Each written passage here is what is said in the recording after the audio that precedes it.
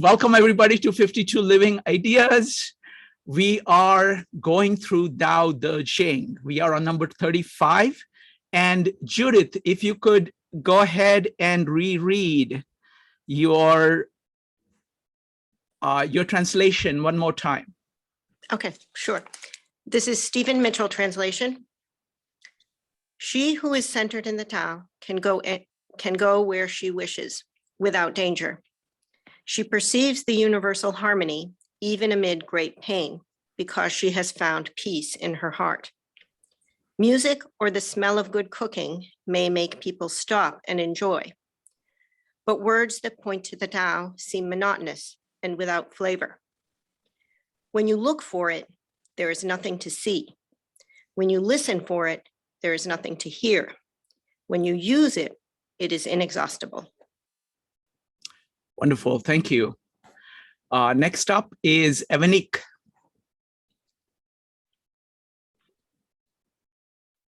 Okay, so this is from the Tao of Christ, a Christian version of the Dao De Jing by Marshall Davis. The one who truly follows Christ will draw people unto him without speaking. Wait, am I reading the right? Yeah, I am. Will draw people unto him without speaking a word. They will come to know Christ and he will give them rest and peace. People love lively music and good food, especially as part of religion. The words of God seem boring and dull to such people. There is nothing to excite the eyes or ears. Yet when one knows God, the joy is inexhaustible. Wonderful, thank you. Thank you, Evanik. Next up is David, Brian, and Margarita. David. Yes, thanks, Shrikant. So this is the Herman Old again. Hold fast to the great idea, the formless form that is the Tao, and all men will come to you. In you that will see no danger and meet no harm. In you they will find stillness, safety, and peace. Pleasant music and the smell of savory dishes cause passing strangers passing by to linger. But how pure, how lacking in savor are the utterances of the Tao. Look for the Tao and you will see nothing. Listen to the Tao and there is nothing to be heard. But use it and you will find that it is inexhaustible. Wonderful, thank you. Thank you. Next up is going to be Brian, followed by Margarita. Brian. Okay, again from the Kimura version. From the great formless imagining, the world emerges into existence, without obstruction, but with balance, harmony, and peace. Music and feast provide fleeting pleasures in this ephemeral world. The Tao, in its utterance, brings no such pleasures to the senses. The Tao, when looked at, cannot be seen by the eye. The Tao, when listened to, cannot be heard by the ear. Yet, when used, it is forever inexhaustible. Wonderful. Thank you. Thank you, Brian. Next up is Margarita. Margarita, go ahead. Yes, I will read in Bahasa. Barang siapa mencapai persatuan dengan Tao, maka seluruh alam ini seolah-olah dalam genggaman tangannya. Manusia dari segala dunia akan datang kepadanya, bukan permusuhan, melainkan untuk memberi perlindungan kepadanya. Musik yang merdu dan makanan minuman yang lezat dapat menarik kunjungan banyak tamu. Tao bagai mulut begitu tawar tak ada rasanya. Dipandang tak menarik pandangan mata, didengar tak menarik pendengaran telinga, tapi faedahnya mesti dipakai selamanya dan tak bisa habis. Yeah. Wonderful, thank you. Thank you, Margarita. Kevin, would you like to read it in Chinese? Yes, sir. Please. Chapter 36, the Mandarin or 35. 35, sorry, yeah. 知大象，天下往，往而不害，安平泰。悦于耳，过柯子。道之出口，大乎其无味；视之不足见，听之不足闻，用之不足记。And thank you. Thank you. Thank you, Kevin. Next up is Margarita. Oh, sorry, not Margarita. Maritza. I'm going to read a Spanish translation by Antonio Rivas. He names this one Paz, which means peace. El Tao carece de forma y aroma. No puede ser visto ni oído. Y su aplicación no puede ser agotada. Si ofreces música y comida, los extraños se detienen a tu lado. Pero si estás de acuerdo con el Tao, la gente del mundo te mantendrá en seguridad, salud, compañía y paz. The Tao is lacking in form and in aroma. It cannot be seen nor heard, and its application cannot be exhausted. If you offer music and food, strangers will stay at your side. But if you are in accordance with the Tao, the people of the world will maintain you in security, health, company, and peace. Wonderful. Thank you. Thank you, Maritza. Next up is Jason. Oh, yes, let me share my screen. Hold on. Do you see my screen? Yes. Oh, okay. All right. So just a few things. I feel like, after so many weeks of translation, at least I feel get better and better. And I'm very proud. The translation with the help with Aman, almost word to word. Okay, every Chinese word in the original text I translate. Okay, so that's the part when I look back, I find out become much better. So let me start on this one. The first, then you probably can notice, the length. I also keep the length similar, so I will not have like the Chinese have the 3 words and I have the 3 sentences. I try to, if it's long and the translation is long, if it's short, it's short. So I think we are improving. So, okay, so let me start. He who grasps the magnitude of the image. I put the princess of the Tao, that means the word is not there. Okay, I just added, so I put the parenthesis on there. Attracts people from around the world. The interesting is these 2 words called 大象, okay? And in Chinese it means great elephant, okay? So usually translate as image, okay, or something phenomenal. So I think David's translation translated as a great idea of Tao. I think that's very, in the meaning is very correct, okay? And then why the elephant become the image? Because if you think about the map, going the south of China, that's close to Vietnam, Thailand, that's the place have the elephant. So I believe during that time, some people probably adventures to the deep south and they see the elephant. When they come back, they will start to talk about like a big animal, okay, and they call it the elephant. So most of the people know the elephant look like it's a huge animal, but they never see it. Okay? Most of the people never see it. So they use elephant as something phenomenal, something I heard, something I know, I can imagine, but I never see it. So here's the words, he who grasps the magnitude of the image or phenomena of the Tao. That's the translation here. But in Chinese, it's related to a big animal or big phenomena. Second stanza, people amass without harming each other and bring security, peace, and prosperity. Here's the 3 words, an, ping, da.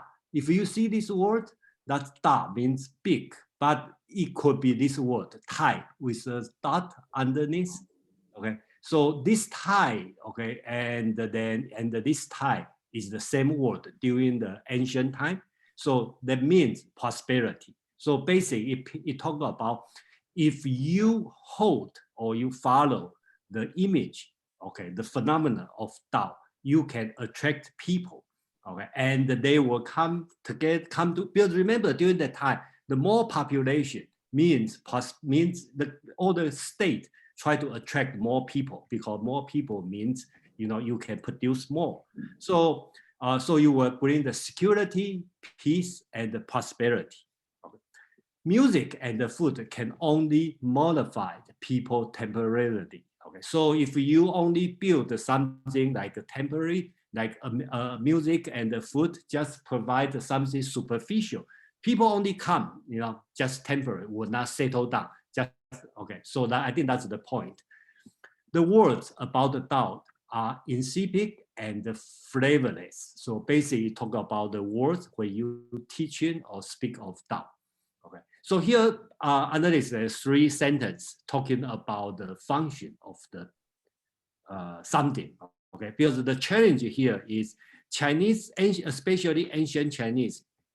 The sentence sometimes or constantly you find out there's no subject, so you don't know what they are talking about. And also talking about, that's why a lot of translation talk about the Tao is cannot see, but you know you cannot hear clearly. But I think here he's talking about the words of the Tao. So the translation should be when the words of the Tao is indistinct when we read them. They are unclear when we listen to them, but inexhaustible when we use them. Okay, so the subject is the words of Tao match with this one. Okay, on this sentence. So it's talking about the Tao, the teaching of the Tao is sounds insipid and flavorless. And you read it, it's not very clear. When you listen to it, it's not very clear, not understandable.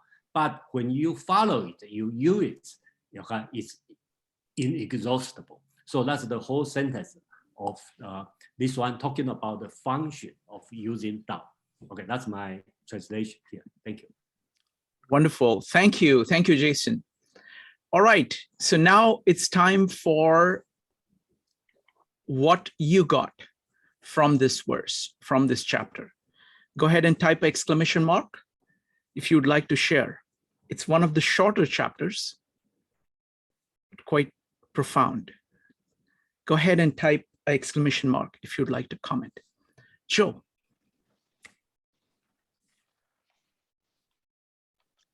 Can I read mine? Please. I've had internet issues the whole time. Please do. Am I coming through clearly?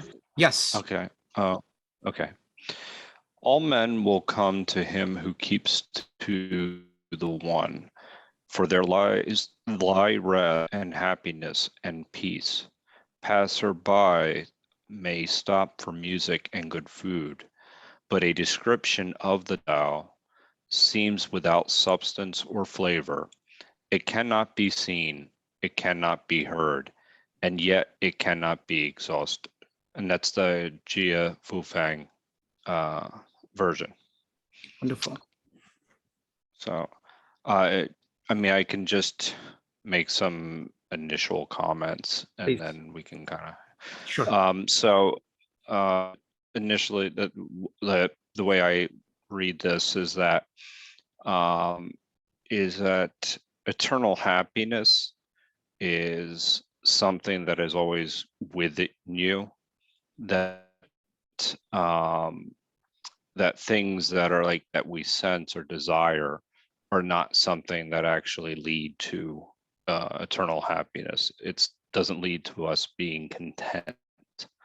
So that these are things that are fleeting, whereas it starts to get to the idea of also what is real and what it keeps you at peace, and what is the way. The way is what keeps you at peace, not things or objects or food or any of those other things. So those are just some of my initial thoughts. Thank you, Joe. Next up is Evanik.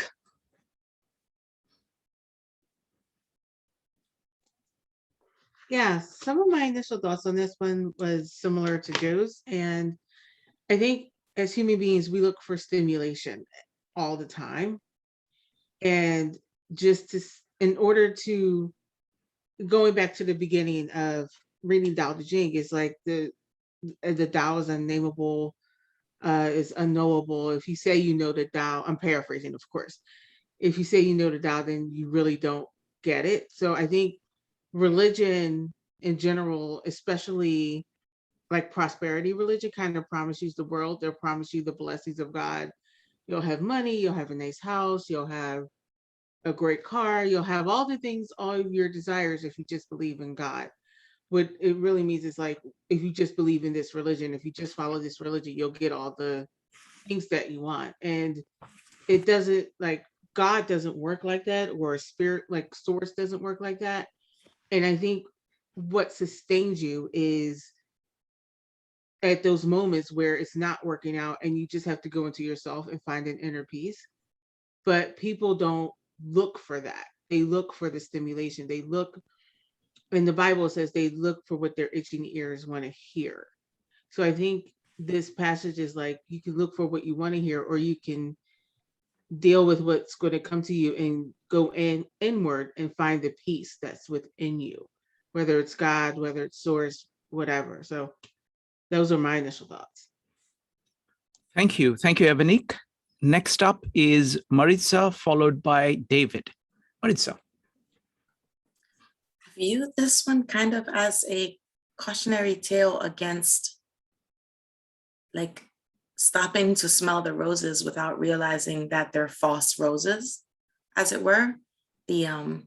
I view this as saying for us to remember that we are along a path, and it's again, and maybe I'm hearing this in everything I read, the idea of the forward movement, but here, you know, it seems to me that if you're finding all these things that taste very good and that smell lovely, then you're not actually along the way, because we're told here, we're reminded that the way, it's tasteless, it's odorless, meaning it does not have the attention grabbing destruction of many other things that one will find.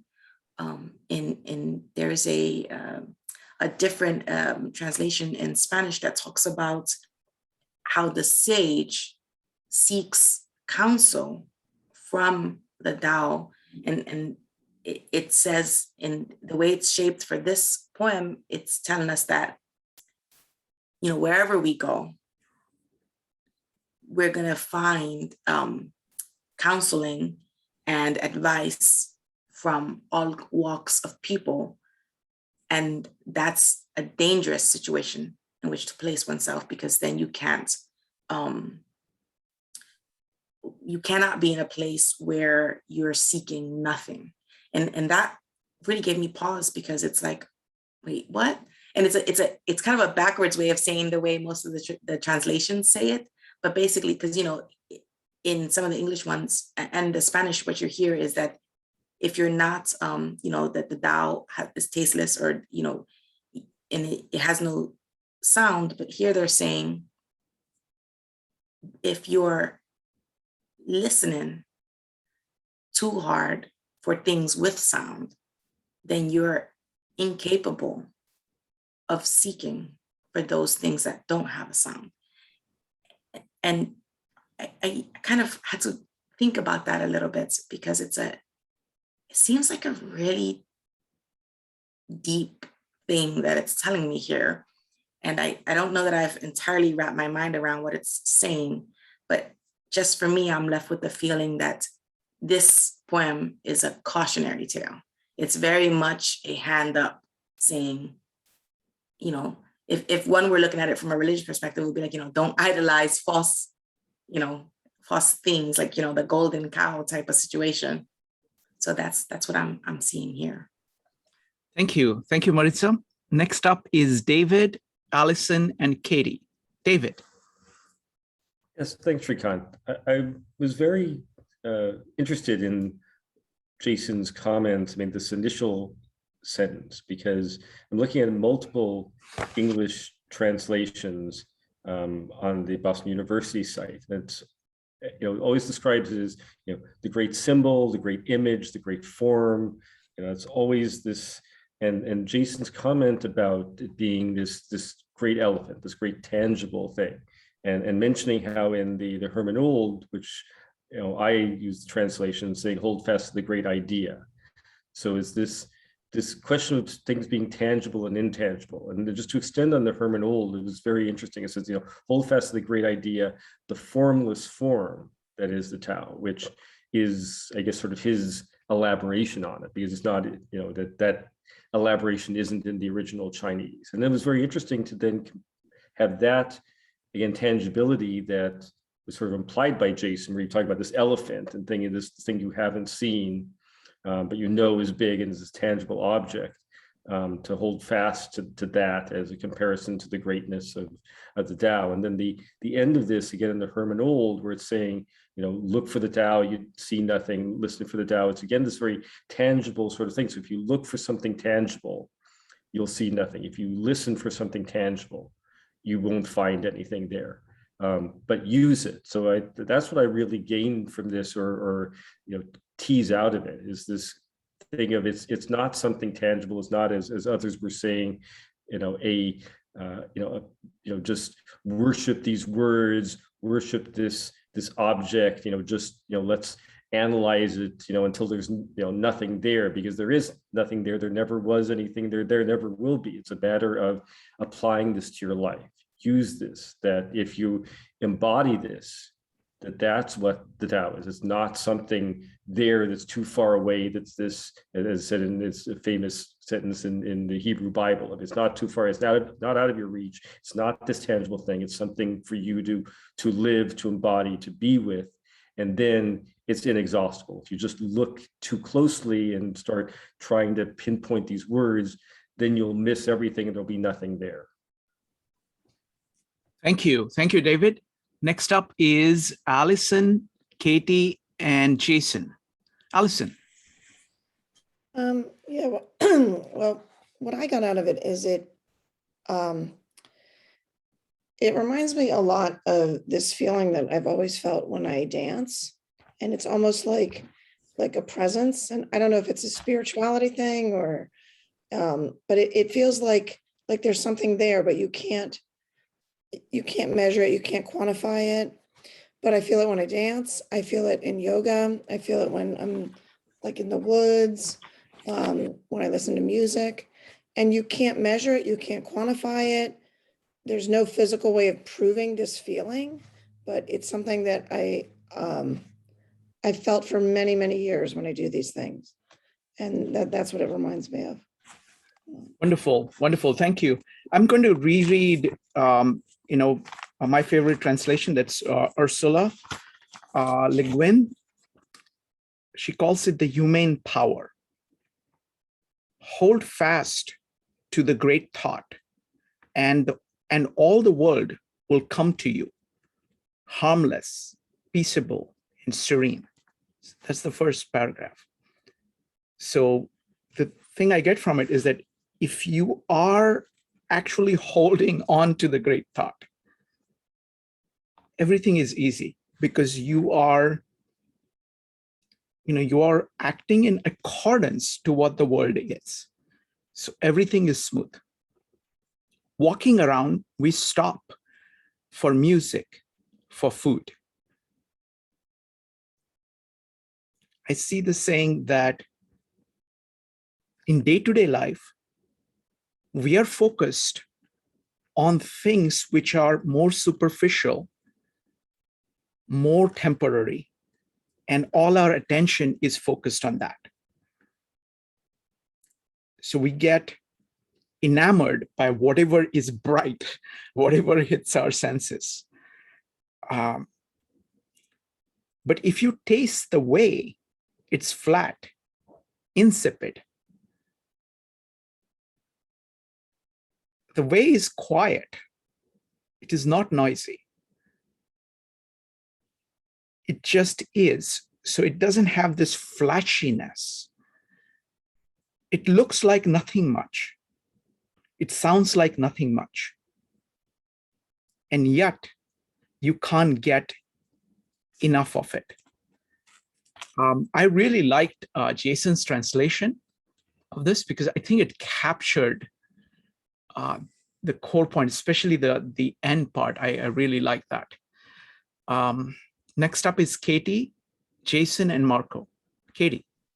I think this is the first place where I feel like I feel like music and good food to me seem like a manifestation of the Tao. So this is kind of the first place where I've kind of disagreed with like the logic of Dao De Jing. Because for me, like I understand what they're saying, like music and food might be a trapping, and you're you're paying attention to it because it's it's flashy and good food tastes great.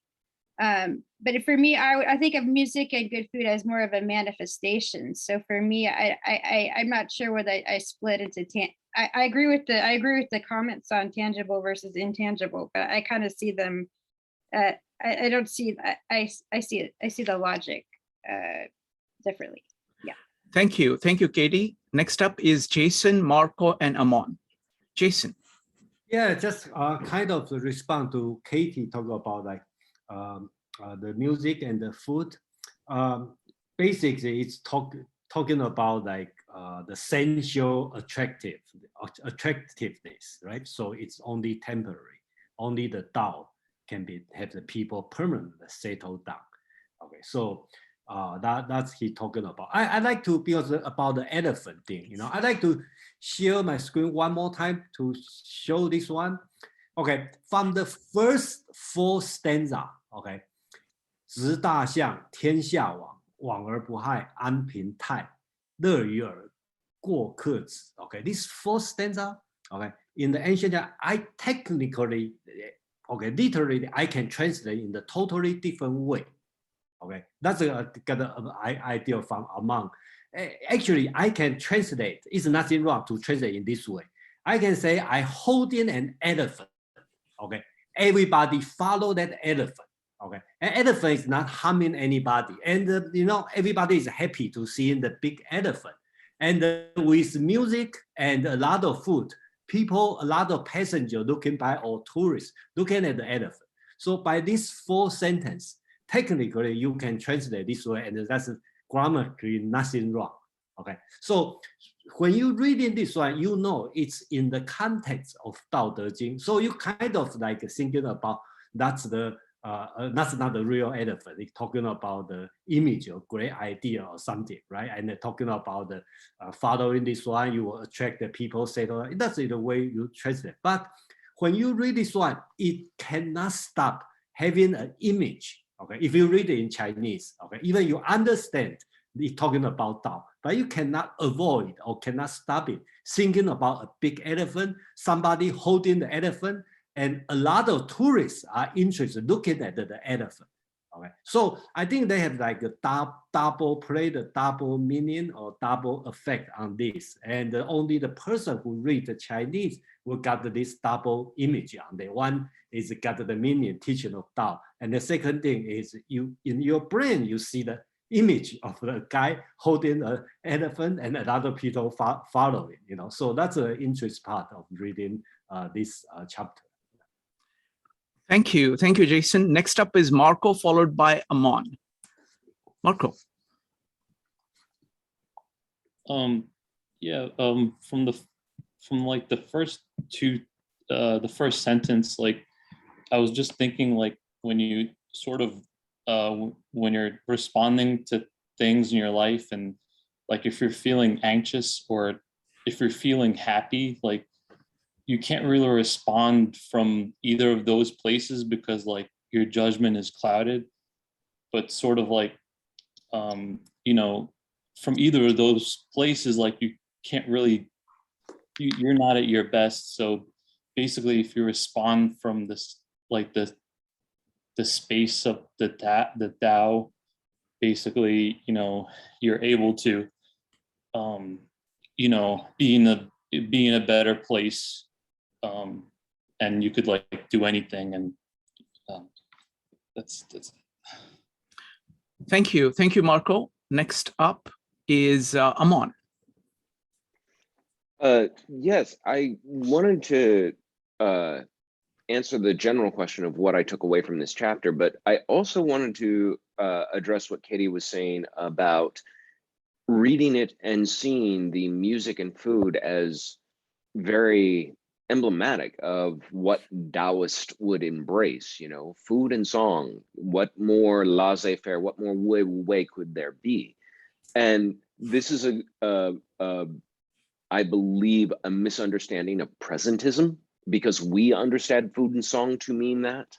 Whereas in this time, in this context, if you think of the formal banquet, and Confucius talks a lot about the proper songs, the proper meals, the proper etiquette of a dinner, it was a huge production of very intricate details to be followed in an absolute way.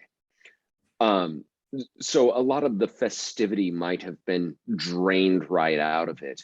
So when in the text, Lao Tzu says, you know, food and song can mollify people for a time, it's this idea, you can impress people with trappings and you can have these formal things, but this will only give them a semblance of a state or a nation or region that is well ran, well controlled, well, actually peaceful and prosperous.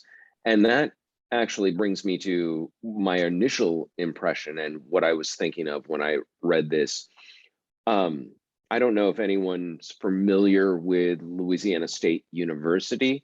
They recently, in the last few years, installed a 536-foot lazy river on the campus to the tune of $85 million. There are people who will go to that college for that lazy river and for all the trappings of big college football school. That doesn't mean they're getting necessarily a better education. The way the school is ran is not necessarily better or worse for this big production and extravaganza. And this is where that term, the Dao as a way, really probably comes into play when the text says, sorry, I wish I was looking at it right as I was speaking and I wasn't quite ready there. When the text says, oh, come on. He who grasps the magnitude of the Tao attracts people from around the world. Grasp the magnitude of a way, of the way to attract people from around the world. Compare LSU with something like a Montessori school, and it's a strange comparison. There's no lazy river. There's no, you know, big fireworks production or big athletic field, but there's an underlying concept, a way that they approach the entire enterprise. And that is tasteless, it's formless. It doesn't necessarily sound great when you speak to somebody about it. It doesn't necessarily look great on paper, but it's sustainable and it's attractive and it keeps bringing people in. I think this sort of parallel, if you think about it in terms of running a nation, is really where the subtext of the text, put up or shut up, really seems to shine through. If you imagine it being a teaching instrument to a leader. And so while I agree with Katie that yes, Wine, Women, and Song sounds like a great time to me, and I think most people in the present, in, you know, Warring States period China, it sounded like one terrible formal event with lots and lots of tiny little plates and waiting for the person in charge to taste them first and decide everybody else could have one too, and listening to music that you've heard 100 times before that wasn't necessarily the most pleasant, but deemed the most appropriate. Thank you, Amon. Great point, because these kind of concretes that they talk about, you have to interpret it in their times. Excellent point. Jason, followed by Evanik. Jason, go ahead. Yeah, I just like want to point out something. You probably not everybody interested, but unless if you look at word by word, okay, that's everybody translates the music and the food, right? but the original word is not use food. Okay, the original Chinese they don't use, they use something called okay, in today's words, that words means bait. When you fishing, you use bait. But in ancient Chinese, that word doesn't mean bait. That means like cake or something. Okay, so some not the main dish. Okay, some food. So music and that kind of food, probably dessert will make sense. Okay, so it's something sensual, entertaining, pleasing. Okay, so I think that's the two things. The words, original word they are using. They are not using food. They use music and okay, dessert. Okay, that's probably the right word. Thank you. Thank you. Next up is going to be Judith, Evanique, and Margarita. Judith. Thank you. So I think I'm very much in the camp of the type of things that Joe and David were saying about, and they said it better. I won't say too much, but like that it's that we embody that it's telling us to look at that we're not supposed to be seeking this externally, and we're supposed to recognize it within ourselves and use it, and then it is inexhaustible. But I'm very interested too, because I only read this one translation and then I hear you read yours.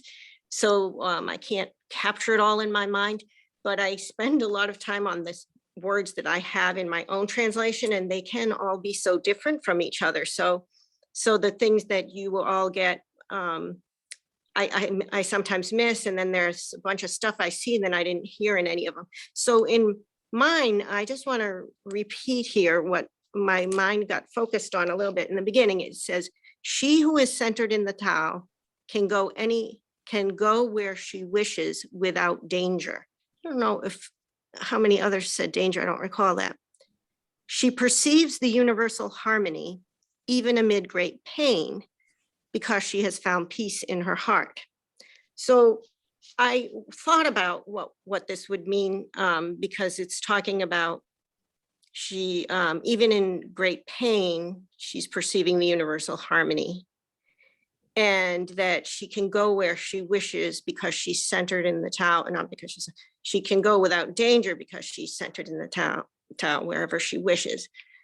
So the things that caught my mind here were this universal harmony, and that I always think of the Tao as something that's just everywhere. It's in everything. So if I look outside of myself at the trees, whatever I see, that has Tao in it. And well, then just because the way my mind kind of works, I mean, like, we're all made of the same chemicals and molecules. And then when we die, we all decompose into the same molecules, right?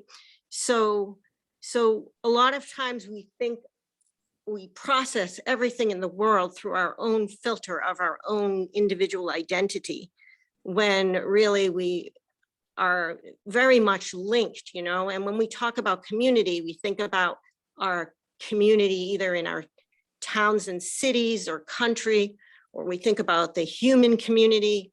We don't often think, you know, expand beyond that into the community beyond of plants, animals, everything, right? So I just see all that. That's, to me, that's the universal harmony. And when you understand that you are really very special because you are so unique, just as the object that you're looking at might be, you know, its own unique thing. But at the same time, you're not that special. You are just part of everything, like everything else. So it's both big and small at the same time on the two extremes. And when you kind of understand that, then what is your pain compared to the pain of, you know, the squirrel that you hit on the road when you drove, or, you know, whatever the things that you witness or the things that you know about, you know, the food on your table, or the, you know, horrible things happening in, you know, fighting or whatever. So so what's the difference really, right? And if you process that, then that's the great pain, that you can have peace in your heart if you're centered in a kind of understanding of that. And that all you really need to do is what the last line says is, when you use this Tao within yourself, it's inexhaustible. And it is for you to manifest, you know, how you want to be part of the greater Tao. I don't know. That's kind of those are all the thoughts that came to my mind because of the way I read mine. Thank you, Judith. Next up is Evanique, followed by Margarita. Evanique. Yeah, I just wanted to say really quick about what Katie was saying. And, you know, I think the thing about it is, and Jason said this, like, you know, the food is like dessert. I think you can enjoy the things, like you can enjoy the music, you can enjoy the manifestation of the Tao. But I think where we get into trouble is when we worship the manifestation of the Tao. Like we worship the food, we worship the music, we worship the drink, we worship the creation and not the creative force. And I don't even think you need to like necessarily worship. That's more of a churchy term, but I think we respect things more than the Tao himself. And I think that's where we get into trouble. So I just wanted to say that. And what Aman said, and when he was talking about Montessori being sustainable, attractive, and draws people in, I think it draws the people in that are seeking it. Like with the Tao, you kind of have to seek the Tao in order to be drawn in. Like you got to be looking for something more than the material. And it doesn't mean that you can't enjoy the material possessions or the material things, but putting them in their proper places where I think this poem is going. So that's all I want to say. Thank you. I like the distinction between manifestation and the Tao. I think that's on point. Next up is Margarita. Yes, it takes time for me to read this and try to understand it. But when Jason and Amon say something about elephant, then suddenly it hits me. There is this saying in Bahasa, in old Javanese, Tutwuri Handayani. That means you need to be aware as a teacher that your student will follow you. So you need to be a significant object to be followed. So like an elephant. And I think after some time, maybe this is also appropriate for teacher or parents to read. So maybe it will be easier for us to lure our children with material things. It makes them coming to us. However, that is not eternal. And maybe we become a bland parents or teacher by saying the good words the way, but that is the eternal way. Perhaps it is okay to be bland, sometimes insipid or flavorless. Yeah, that's for me. Thanks. Wonderful. Thank you. Thank you, Margarita. Let's go to number 36. Who would like to read their favorite translation? Go ahead and type exclamation mark.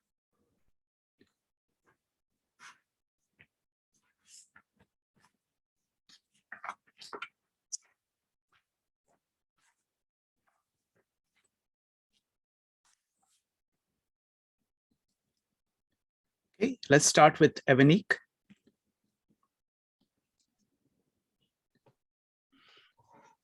Okay, so 36. To breathe in, one must breathe out. To become weak, one must be strong. To remove something, one must have something. To possess something, one must give it away. To know this by experience is subtle wisdom. The soft overcomes the hard, the weak overcomes the strong. Like a fish out of water is wisdom when spoken aloud. Thank you. Next up is Judith. If you want to shrink something, you must first allow it to expand. If you want to get rid of something, you must first allow it to flourish. If you want to take something, you must first allow it to be given. This is called the subtle perception of the way things are. The soft overcomes the hard, the slow overcomes the fast. Let your workings remain a mystery. Just show people the results. Wonderful, thank you. Anybody else would like to read?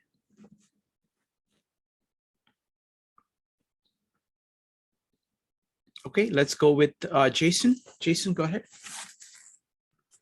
Yeah, I'm surprised why nobody want to read it. Probably, I just like to know, there's probably a lot of people feel the translation doesn't make sense. Okay, I don't know, because I read the English translation, I find out the logically doesn't make sense. Okay, so that's why this one, the one I make this one, it takes me a while to figure out, but I think I do it. That's the way I do it. So doing the translation, I find out, I constantly ask myself one thing is Chinese, especially ancient Chinese, doesn't use logic, syllogism, okay, deduction, induction method to convince people. But when we read in Chinese, it sounds very convincing. And how does they convince me? So I figure out, especially in Dao De Jing, another thing they are in the structure, in the good structure, and they repeat, and the sounds right. So after you read many times, you just feel like you are convinced.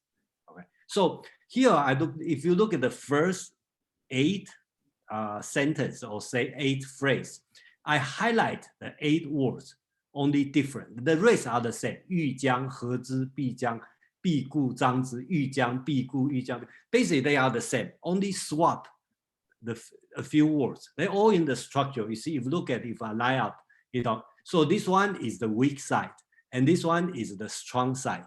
So basically say if you want make something weak, you have allowed him to become strong. So basics, if you were in my section of Asian philosophy, we talk about 36 stratagems. Okay, one of that is to catch something first, you set it to free. Okay, so that's the idea. So this one, you whole thing, you read it, basic, it's kind of like Sun Tzu, okay, the military, the art of war kind of thing. Okay, so the strategy of winning. Okay, so the translation will be to close something, first open it, okay, or allow it to open. To weaken something, first strengthen it. To abolish something, first promote it. To take away something, first give it. Okay, so basically, it's kind of like one of the 36 strategies. If you want to do something, they allow them to something object to happen. Okay, so that's the idea to talk about. So that's why Lao Tzu is talking about it. This is the subtlety of using flexibility and the weakness to conquer the hard and the strong. So that's the winning strategy. Okay. This one's my translation sounds very political or military. They have the reason because they use the word 国 means the country. Okay, 利器 means weapon or something strong. So there's no way to avoid and about the conquering military, political, this kind of thing. So basics, the last translation is talking about just like a fish, okay, cannot live out of deep water. Don't show the strength of your country to others. Basics, it means don't show your card. So the whole chapter, read it, is a strategy to win. And then the last 2 sentences basically telling you, take you to the other side. You don't show your strengths, don't show your card to other people. Okay, then because other people know, what's your strengths, and then in the same way, if you show your strengths, people will know your weakness immediately. So that's the subtlety is teaching here. So this one is very political, very about the winning strategy on this one. So that's the translation I make here. Thank you. Thank you, Jason. Next up, is Maritza, followed by Margarita. Maritza. Sorry, Shrikant, for being so slow to put my exclamation. This one is the translation again by Antonio Rivas. He titles this one Influencia, which is influence. Para reducir la influencia de alguien, auméntala primero. Para reducir la fuerza de alguien, increméntala primero. Para hacer caer a alguien, primero haz que se eleve. Para tomar algo de alguien, dale algo primero. Esta es la sutileza con la cual el débil vence al fuerte. Así como el pez no debería abandonar sus profundidades y el soldado no debería abandonar su camuflaje. In order to reduce the influence of someone, first raise it up. In order to reduce the strength of someone, first increment it up. To make someone fall, first make them be elevated. To take something from someone, give them something first. This is the subtlety with which the weak wins over the strong. Just as the fish should not abandon his profundidades, like natural spaces, and the soldier should not abandon his camouflage. Thank you. Well, thank you. Thank you, Maritza. Next up is Margarita, David, and Joe. Margarita. Yes. In Bahasa, this chapter is titled "The World is Temporary and the Tao is Eternal." But largely the word by word is similar with Jason. So, bila alam akan membuat susut, terlebih dulu membuat panjang. Bila akan membuat lemah, lebih dulu membuat kuat. Bila akan membuat jatuh, terlebih dulu membuat bangun. Bila akan mengambil, terlebih dulu memberi. Inilah yang disebut sifat alam, yang lebih dulu menunjukkan untuk sesuatu yang akan terjadi. Pihak yang lemah mendapatkan kemenangan atas musuh yang lebih kuat. Ikan tak dapat dipisahkan dari sungai, peralatan negeri yang penting tak boleh diperlihatkan pada semua orang. Yeah, that's it. Wonderful. Thank you. Thank you, Margarita. Next up is David, followed by Joe. David. Yes, thanks. So if a thing is capable of being contracted, no doubt it was previously expanded. If a thing is capable of being weakened, no doubt it was previously strengthened. Exaltation precedes abasement. He who would take must first give. This is the secret law, whereby the soft and the weak overcome the hard and the strong. Leave the fish in the depths of the water out of harm's way, and leave the nation's sharpest weapons where they cannot be seen. Thank you, David. Next up is Joe. This is by Jim Klapfelter. You cannot be diminished unless you've been inflated. You cannot be defeated unless you've been elated. You cannot be belittled unless you've been esteemed. Unless you're wholly missing, you cannot be redeemed. The soft and slow can overcome the rigid and the hard and fast. Just see your inner emptiness, for nothing else is made to last. Wonderful. Thank you, Joe. Next up is Amon. Well, first off, I want to say I really like that translation in sort of couplet form. It's amazing to hear. I wanted to do something a little extraordinary, if I may. I wanted to give both one of what was my favorite, although I think Jason's has now exceeded it, and one of my least favorite. And then just a little commentary on it. Wonderful. So the one that has been my favorite for a long time is Edmund Ryden. And it's very similar to Jason's. It starts, if you want to shrink something, you must definitely stretch it. If you want to weaken something, you must definitely strengthen it. If you want to abolish something, you must definitely elevate it. If you want to snatch something, you must definitely donate it. This is called subtle insight. What is weak and soft wins out over what is hard and strong. A fish should not be withdrawn from the depths. The sharp weapons of the state should not be shown to others. My lesser favorite, I'm trying to even remember who this translator was. Well, translator, I should put in quotes. This is an interpretation. And you'll see the difference. What is overexpanded becomes diminished. What is too strong becomes weakened. What is too high is cut down. What is overpossessed becomes impoverished. This is the nature of process that in the final stages, those who are overextended, overarmed, and overprivileged shall be overcome. Disaster stalks the fish which swims up from its deep water home, and the army which threatens to conquer those beyond its borders. It doesn't feel like the same chapter at all.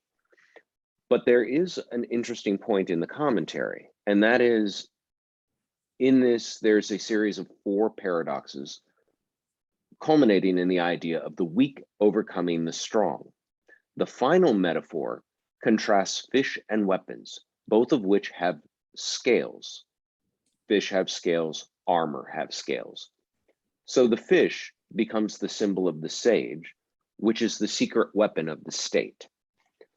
I didn't get that from that translation, but I do think that commentary is fascinating because it really latched on to that last line and that comparison of fish and weapons of war, and the idea of the sage as the soft secret weapon of the state. There's a certain logic to it, even if it is a really non-faithful interpretation to my mind. Wonderful. Thank you. Thank you, Amon. And extraordinary things are always welcome. So thank you. Next up is going to be Katie. Yeah, it said the sentence in a country's weapons should not be displayed. I'm kind of going through a phase where I'm enjoying watching a lot of movies about the CIA, and the same thought kind of goes through my head of like, we like to display what we're capable of doing in these movies. Like, look what we're capable of finding out in information. We kind of feed people's interest in knowing what we're doing around the world, and it's exactly what Jason is referring to. Then I'm always wondering to myself, like, isn't that information that can be exploited by other people watching it to have some, just as they're helping us understand what we're doing, they're helping other people understand what we're doing. Thank you, Katie. So anybody is welcome now to comment on what they get from this chapter. Next up is Joe, followed by Kevin. Joe. I mean, if initially when I read this, the thing is to not allow yourself to be defined by externals. And specifically, if you don't allow yourself to be inflated, then you won't be diminished. The idea that you're allowing yourself to be dictated, by externals, what's important, or your self-worth is actually being dictated by the external world, is what sticks out to me. And there's an idea of you cannot be belittled unless you've been esteemed. In other words, stay grounded in whatever, and kind of let your own self-knowledge really dictate what you essentially are. And that's wisdom, is allowing to, is kind of knowing yourself in that process. I also think that's the further we get away from our nature, the more likely we are to fall. So if you're within nature, you're grounded, you're living through the Tao, you're actually in a good place. However, if you allow the world to elevate you into something that you're not, then you inevitably will fall. And the one line I liked in the translation was, just see your inner emptiness, for nothing else is made to last. In other words, dress yourself internally and don't worry about the external. So that's kind of what I've taken away. Thank you, Joe. Next up is Kevin, followed by Evanique. Kevin. Yeah, I'm not going to detail the inside this context. In the practice, I would say opposite also the true kind. Here promote balance of harmony and yin and yang, but in practice, we balance of terror.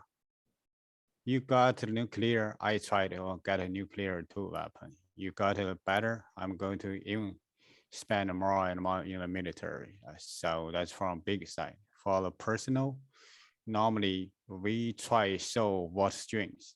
What I can do 80%. But when I present, I go to over present, I'm 90%, 100%. It's something need to rethink about what we practice and what in theory and adults. Thank you. Thank you, Kevin. Next up is Evanique. Yeah, similar to Kevin, what I get from this verse is balance. And I think it's, I think to not be afraid to have the experience. So you have to experience weakness, you have to experience strength. You don't know one without the other. So you need both. Like, you need all of these things in order to have a full experience and to gain wisdom. And especially the line after the first set is like the 2 line, to know this by experience is subtle wisdom. And I think the real wisdom is learning from your experience. And I agree with what Joe also said about, don't become too full of yourself. Balance, but you get that through experience. And sometimes I think the poem is saying sometimes we've all been full of ourselves every once in a while, right?